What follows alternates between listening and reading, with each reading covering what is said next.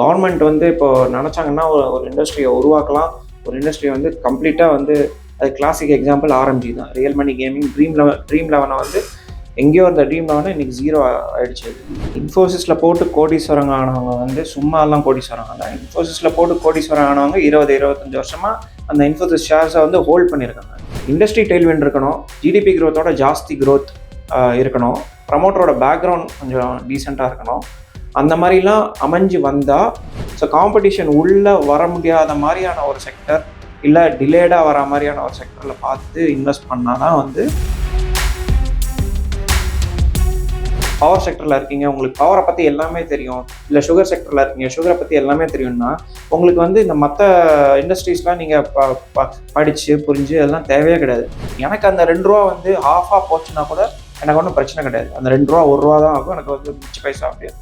ஆனால் நீங்கள் வந்து அதில் எடுத்திங்கன்னா உங்களுக்கு அது மாதிரி லாஸ் ஆச்சுன்னா உங்களுக்கு 50% எரோஷனுங்கிற மாதிரி வரும். மார்ஜினே ரொம்ப கம்மியாக இருக்குதுன்னு நம்ம விட்டுற முடியாது. ஏன்னா அவனோட கேபிட்டல் எம்ப்ளாய்ட் ரொம்ப கம்மியாக இருக்கலாம், அவனோட ROE ரொம்ப ஜாஸ்தியாக இருக்கும் சில கம்பெனிஸ்க்கெல்லாம்.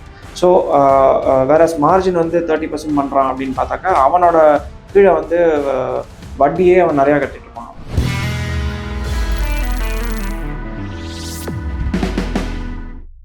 சார் வணக்கம். இப்போ ஷேர் மார்க்கெட்டில் இன்வெஸ்ட் பண்ணுறது ஜாஸ்தி ஆகிட்டு இருக்கு. இப்போ இருக்க நிறைய பேருக்கு ஒரு ஷேரை எப்படி சூஸ் பண்ணுறது அப்படின்றதுல நிறைய சிக்கலை சந்திக்கிறாங்க. ஃபஸ்ட்டு ஒரு இன்வெஸ்ட்மெண்ட்டுக்கு ஒரு ஷேரை சூஸ் பண்ணோம் அப்படின்னா என்னென்னலாம் கவனிக்கணும் சார்? கண்டிப்பாக வந்து பாஸ்ட் ட்ராக் ரெக்கார்ட் ரொம்ப முக்கியம். ஃபார் எக்ஸாம்பிள் இப்போ அந்த டிவிடெண்ட் பேயிங் ஹிஸ்ட்ரி, அதாவது வந்து க்ரோத்துக்கு உண்டான பைசா அவங்க ஆல்ரெடி வச்சுட்டு மிச்சத்தை வந்து ஷேர் ஹோல்டர்ஸோட ஷேர் பண்ணுற மாதிரி டிவிடெண்ட் பேயிங் ஹிஸ்ட்ரி இருக்கா, ப்ரமோட்டரோட ட்ராக் ரெக்கார்ட், அதுக்கப்புறம் என்ன மாதிரி இண்டஸ்ட்ரியில் ஃபர்ஸ்ட் ஆஃப் ஆல் ஆப்ரேட் பண்ணாங்க, அந்த இண்டஸ்ட்ரிக்கு வந்து டெயில்விண்ட் இருக்கா இல்லையாங்கிறது வந்து ரொம்ப முக்கியம். அந்த இண்டஸ்ட்ரிக்கு கவர்மெண்ட் எந்த அளவுக்கு சப்போர்ட் இருக்குது. ஏன்னா கவர்மெண்ட் வந்து இப்போ நினச்சாங்கன்னா ஒரு இண்டஸ்ட்ரியை உருவாக்கலாம். ஒரு இண்டஸ்ட்ரியை வந்து கம்ப்ளீட்டாக வந்து அது கிளாசிக் எக்ஸாம்பிள் ஆர்எம்ஜி தான். ரியல் மணி கேமிங் ட்ரீம் லெவனை வந்து எங்கேயோ அந்த ட்ரீம் லெவனை இன்றைக்கி ஜீரோ ஆகிடுச்சு. அது வந்து கவர்மெண்ட்டோட ஒரு ஆர்டர்னால. ஸோ அதே மாதிரி இப்போது மெயினாக பார்க்கக்கூடியது கவர்மெண்ட்டுக்கு வந்து அந்த இண்டஸ்ட்ரிக்கு சப்போர்ட் இருக்கா இல்லையா, என்ன மாதிரி பார்க்குறாங்க, அதெல்லாம் வந்து ஒரு மாதிரி ஒரு நல்ல ஒரு இதில் வந்ததுன்னா தென் அந்த மாதிரி ஸ்டாக்ஸ் இந்த மாதிரி செக்டர்ஸை வந்து சூஸ் பண்ணி ஸ்டடி பண்ணுறது பெட்டர். சார் அப்புறம் எல்லாரும் கேட்குறது, இன்னைக்கு நான் போட்டால் இப்போ இதுக்கு முன்னாடி இன்ஃபோசிஸ் வாங்கினவங்க இன்னைக்கு பல கோடீஸ்வரர்கள்லாம் மாறி இருக்காங்க.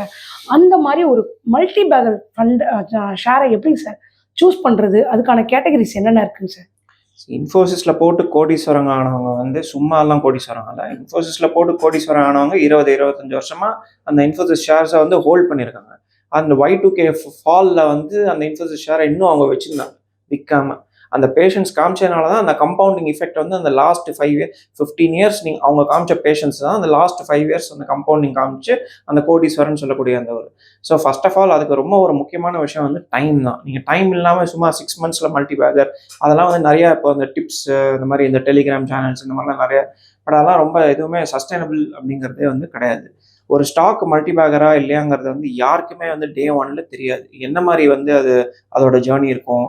ஃபர்ஸ்ட் ஆஃப் ஆல் சில பேர் இந்த ப்ரமோட்டர்ஸே வந்து அந்த ஸ்டாக் மேலே நம்பிக்கை அவங்களுக்கே நம்பிக்கை இருக்காது அது மல்டி பேக்கராக ஆகுமா இல்லையான்னு. ஸோ ப்ரமோட்டர்ஸ்க்கே நம்பிக்கை இல்லாத போது இன்வெஸ்ட் பண்ணுறவங்க நம்ம மைனாரிட்டி ஷேர் ஹோல்டர்ஸ்க்கு அது மேலே எப்படி?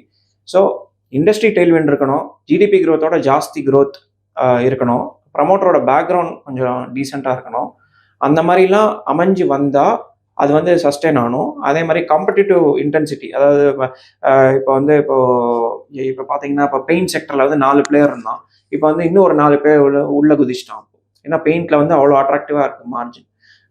ஸோ அந்த இப்போ கேபிளில் வந்து பாலிகேப், KA இந்த மாதிரி கம்பெனிஸ் இருந்தால் சடனாக வந்து அதானி அண்ட் இவங்க நம்ம அல்ட்ராடெக்கும் வந்து கேபிள் இண்டஸ்ட்ரிக்குள்ளே வரோம். ஏன்னா அதில் வந்து ரிட்டர்ன் ஆன் ஈக்விட்டி ஜாஸ்தியாக இருக்குன்னு அந்த அட்ராக்ஷனால காம்படிஷன். ஸோ காம்படிஷன் உள்ளே வர முடியாத மாதிரியான ஒரு செக்டர் இல்லை டிலேடாக வர மாதிரியான ஒரு செக்டரில் பார்த்து இன்வெஸ்ட் பண்ணால் தான் வந்து அது மல்டி பேக்கர் ஆகலாம். அதுவும் வந்து இந்த subject to various things. Globally வந்து மார்க்கெட்ஸ் நல்லா இருக்கணும், ப்ரமோட்டர்ஸ் வந்து கேபிட்டலை மிஸ்அலோகேட் பண்ணக்கூடாது, 3rd இயரில் வந்து ஏதாவது தப்பான டிசிஷன் எடுத்தாங்கன்னா வந்து அது வந்து சரிவு நிலை திருப்பி வந்துடும். ஸோ மல்டி பேக்கர்ஸுங்கிறது இது வந்து மல்டி பேக்கர் இதனால இன்வெஸ்ட் பண்ணுவாங்க அந்த மாதிரிலாம் பண்ணால் அது அப்ரோச்சே ஃபர்ஸ்ட் ஆஃப் ஆல் தப்பு. இதில் எப்படின்னா வந்து ஈக்விட்டியை எப்படி பார்க்குறோன்னா வந்து நம்ம ரியல் இன்ஃப்ளேஷனை பீட் பண்ணக்கூடிய ஒரு அசட் கிளாஸ். அதுக்கு சில டிசிப்ளின்டாக ஒரு லாங் டர்மாக இன்வெஸ்ட் பண்ணோம்னா ஒரு போர்ட்ஃபோலியோ கிரியேட் பண்ணோம்னா கண்டிப்பாக அந்த போர்ட்ஃபோலியோவில் வந்து ஒரு 2-3 ஸ்டாக் மல்டிபேக்கர் ஆகும். கண்டிப்பாக ஒரு 2-3 ஸ்டாக் வந்து ஜீரோவாகவும் ஆகும். ஸோ ஓவரால் ரிட்டர்ன்ஸ் தான் வந்து முக்கியமே வழிய 5,000 ரூபா பைசா போட்டு அது 100 பேக்கர் ஆச்சுன்னு வச்சுக்கோங்களேன், அதில் வந்து ஒன்றும் பெரிய பிரயோஜனம் கிடையாது. ஸோ எவ்வளோ நம்மளோட பொசிஷன் சைஸிங்கும் ரொம்ப இம்பார்ட்டன்ட். இப்போ நிறைய பேர் பார்த்தீங்கன்னா வந்து நான் இன்ஃபோசிஸ் வச்சிருந்தேன், அது இப்போ 100 மடங்கு ஏறிடுச்சு, 200 மடங்கு ஏறிடுச்சு, ரிட்டையர் ஆகிட்டியா அப்படின்னு கேட்டால் இல்லை நான் வேலையில் தான் இருக்கேன் அப்படிம்பாங்க. ஏன்னா வந்து அவங்க போட்டது வந்து 1000மோ 2000. ஸோ பொசிஷன் சைஸிங்னு இருக்குது. மல்டி பேக்னு தெரிஞ்சிச்சுன்னா அதில் வந்து பொசிஷன் சைஸிங் எப்படி பண்ணுவீங்க, அதுவும் ஒரு முக்கியமான ஒரு விஷயம். சார் இப்போ வந்து நீங்கள் சொன்னீங்க போர்ட்ஃபோலியோ கிரியேட் பண்ணால் 2 ஸ்டாக் நல்லா பண்ணணும், 2 வந்து ஜீரோ ஆகும். அப்போ ஒரு போர்ட்ஃபோலியோ கிரியேட் பண்ணும்போது அதில் 2 எப்படியும் மல்டி பேக்கராக இருக்கணும். அப்படிங்கிறப்ப அந்த போர்ட்ஃபோலியோ எப்படி கிரியேட் பண்ணுறீங்க சார்? ஒரு போர்ட்ஃபோலியோ எப்படி இருக்கணும் சார், ஷேரோட போர்ட்ஃபோலியோ? அது வந்து ஒவ்வொருத்தரோட ரிஸ்க் அப்பிடைட்டை பொறுத்து இருக்கு. இது வந்து ஒன் சைஸ் ஃபிட்ஸ் ஆல் அப்படின்னு சொல்ல முடியாது. ஏன்னா சில பேர் வந்து 5-10 ஸ்டாக் வச்சே வந்து எனக்கு இவ்வளோதான் என்னால் ட்ராக் பண்ண முடியும், இவ்வளோதான் என் பேண்ட் விட்த் அப்படின்னு சொல்லிட்டு அவங்க வந்து அந்த மாதிரி ஒரு போர்ட்ஃபோலியோ அவங்க வந்து டெப்த் காமிப்பாங்க. அந்த 5 ஸ்டாக்ல வந்து எல்லாமே பிரித்து மேய்ஞ்சி எல்லாமே தெரிஞ்சிருக்கும். அது வந்து ஒரு விதமான இன்வெஸ்டர். 2வது விதமான இன்வெஸ்டர் வந்து எனக்கு வந்து டெப்த் முக்கியம் இல்லை, பிரெட் தான் முக்கியம் அப்படின்னு சொல்லிட்டு வந்து எனக்கு எல்லா செக்டர்லையுமே வந்து எனக்கு எக்ஸ்போஷர் வேணும் அப்படின்னு சொல்லி டைவர்சிஃபைடாக ஒரு 40 ஸ்டாக் 45 ஸ்டாக்னு வச்சு அவங்க போர்ட்ஃபோலியோ. அதுவும் தப்பு கிடையாது, அதுவும் ஒரு மாதிரி ஒரு விதமான மெத்தடாலஜி தான் அது. ஸோ இப்போ வந்து போர்ட்ஃபோலியோ கிரியேஷனுக்கு வந்து டெப்த்தா பிரெத்தா அப்படின்னு தான் வந்து இப்போ உங்கள் டெப்த் இன்வெஸ்டர் இப்போ வந்து உங்களுக்கு பவர் செக்டரில் இருக்கீங்க, உங்களுக்கு பவரை பற்றி எல்லாமே தெரியும், இல்லை சுகர் செக்டரில் இருக்கீங்க, சுகரை பற்றி எல்லாமே தெரியும்னா உங்களுக்கு வந்து இந்த மற்ற இண்டஸ்ட்ரீஸ்லாம் நீங்கள் படித்து புரிஞ்சு அதெல்லாம் தேவையே கிடையாது. உங்களோட என்டையர் போர்ட்ஃபோலியோ சுகராக இருந்தாலுமே ஒன்றும் தப்பு கிடையாது. ஏன்னா உங்களுக்கு வந்து அந்த செக்டர் மேலே நாலேஜ் இருக்குது.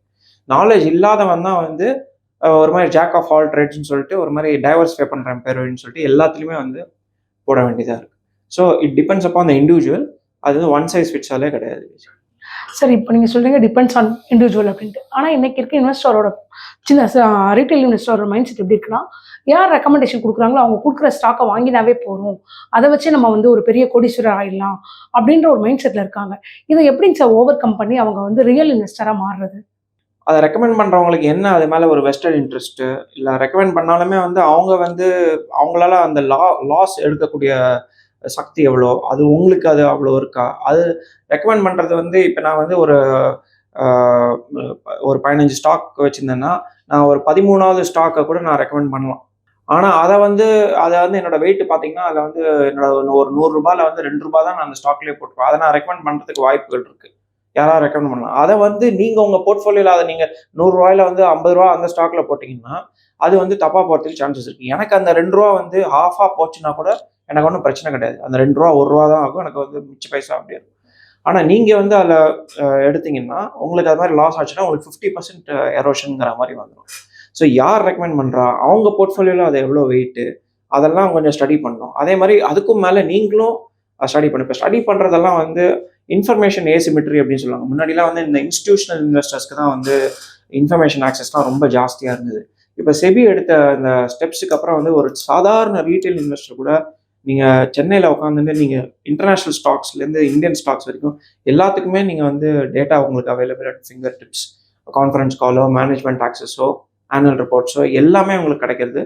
ஸோ அதெல்லாம் பார்த்து படித்து ரிஸ்க்கை புரிஞ்சுட்டு நீங்கள் வாங்கினா தான் வந்து அது கரெக்டான ஒரு கம்பெனியோட கார்ப்பரேட் கவர்னன்ஸ் மட்டும் கவனிச்சா போருமா, இல்லை பேலன்ஸ் ஷீட்டையும் கவனிக்கணுமா சார்? 2மே கவனிக்கணும் கண்டிப்பாக. ஏன்னா நல்லா கார்ப்பரேட் கவர்னன்ஸ் இருந்து வேற என்ன ஒரு வீக்கான இண்டஸ்ட்ரியில் இருந்தாலும் ஒன்றும் பிரயோஜனம் கிடையாது. அட் த சேம் டைம் இப்போ கார்ப்பரேட் கவர்னன்ஸ் கொஞ்சம் சுமாராக இருக்குது, ஆனால் பேலன்ஸ் ஷீட் அண்ட் இண்டஸ்ட்ரி டெயில்மெண்ட் பயங்கரமாக இருக்குன்னா அந்த ஸ்டாக் பர்ஃபார்ம் பண்ணும். ஏன்னா இப்போ நீங்கள் பார்த்தீங்கன்னா ஏஷியன் பெயிண்ட்டுங்கிறது வந்து நான் ஒரு ஜஸ்ட் உதாரணத்துக்கு தான் சொல்கிறேன், ரெக்கமெண்டேஷன்லாம் கிடையாது. எக்ஸலண்ட் கார்ப்பரேட் கவர்னன்ஸ், எக்ஸலண்ட், ஒன்றும் குறையெல்லாம் எதுவுமே சொல்ல முடியாது. ஆனால் அந்த காம்படிட்டிவ் தாக்கம் இன்க்ரீஸ் ஆனதுனால லாஸ்ட் ஒரு 4 இயர்ஸாக வந்து ஸ்டாக் அண்டர் பர்ஃபார்மே பண்ணல.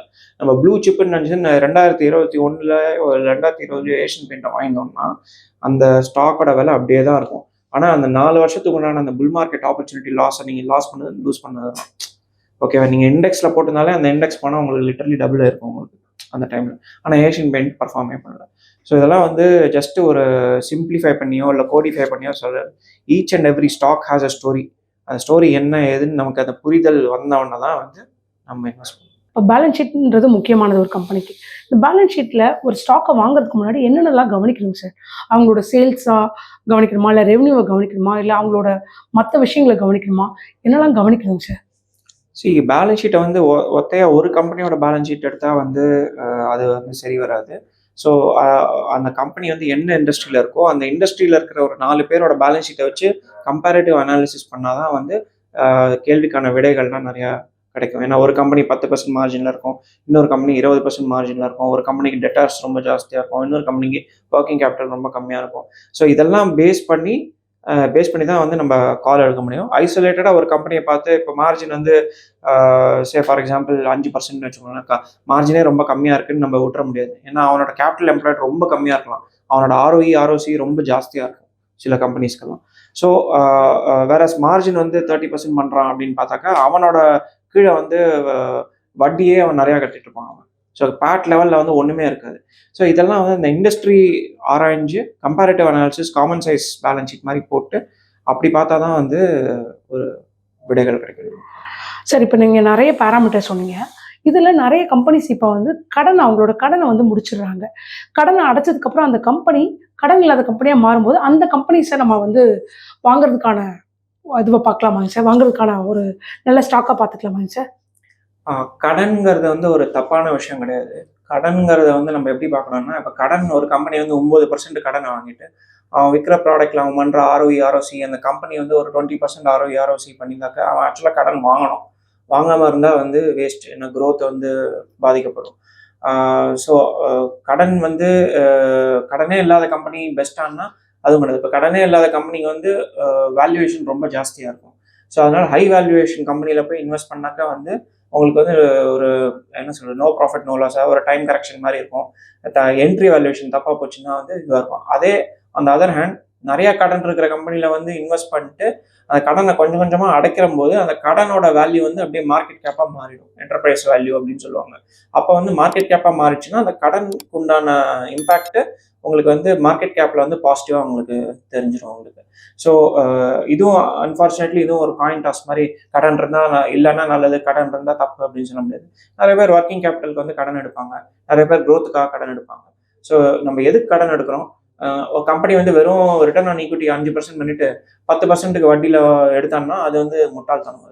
வேற 9%ல உங்களுக்கு கடன் கிடைக்குது, ஆனால் நீங்கள் பண்ணுற ப்ராடக்ட்ஸ்லேயே உங்களுக்கு ரிட்டர்ன் ஆன் ஈக்விட்டி ROC பார்த்தீங்கன்னா 20% 25% இருந்தால் தாராளமாக கடன் வாங்க.